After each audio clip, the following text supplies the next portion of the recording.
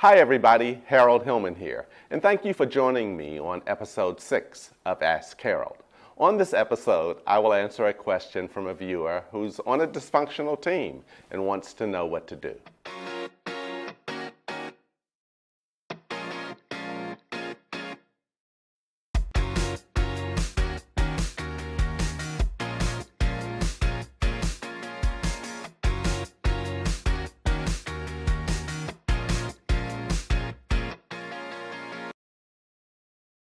On our 6th episode, we have a question from Chris, who believes he's on a dysfunctional team, who hasn't been, and wants to know what to do. So let's read Chris's question here.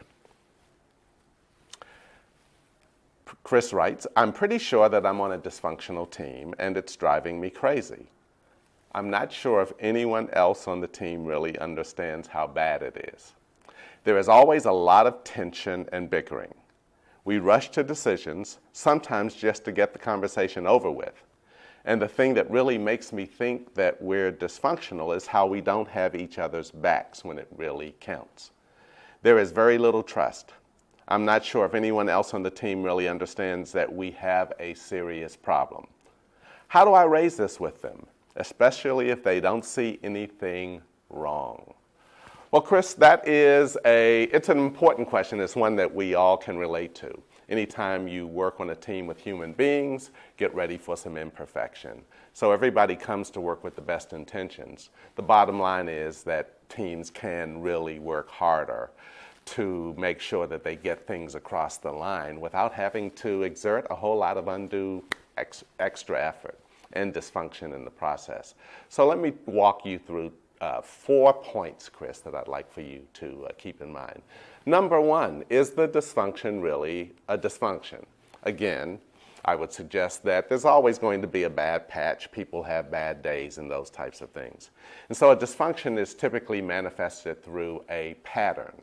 And so you end up back in the same place, every 3 or 4 weeks you're revisiting the same issue. It seems that you're avoiding talking about things, and you're working harder than you need to.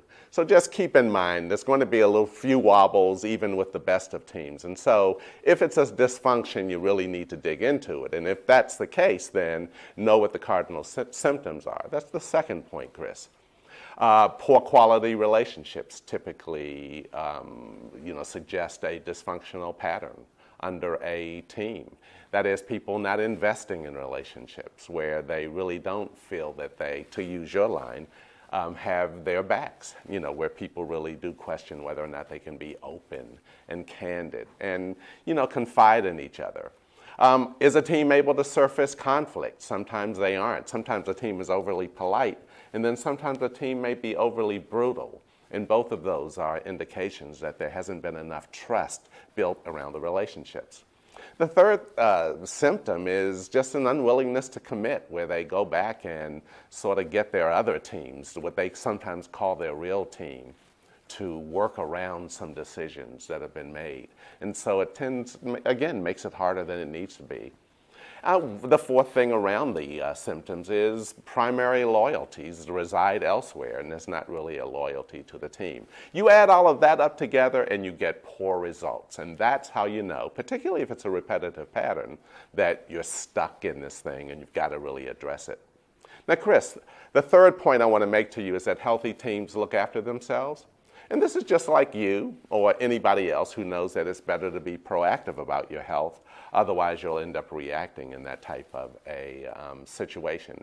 It is no different than you making sure before a long road trip that you have your car tuned up sufficiently, because it's going to go across a long stretch of road. Well, teams go across long stretches of road where, really it's important to focus on the well-being before, certainly, than afterwards. And so you don't want a team to be in a reactive place. And sometimes you really need to think about a team as a living organism, almost like a person in that respect.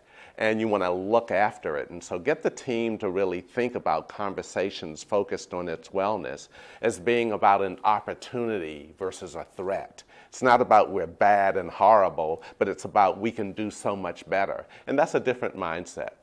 Finally, Chris, the fourth thing that I'd like for you to do is just remember, It all starts with trust. Always starts with trust. People don't have to be perfect when you trust each other, and that means that you rely on each other, you need each other. You can make mistakes and not feel that those are going to be taken advantage of. As I said earlier, you want to invest in relationships, and you want people to know you as people first. Know each other as people first versus workers second.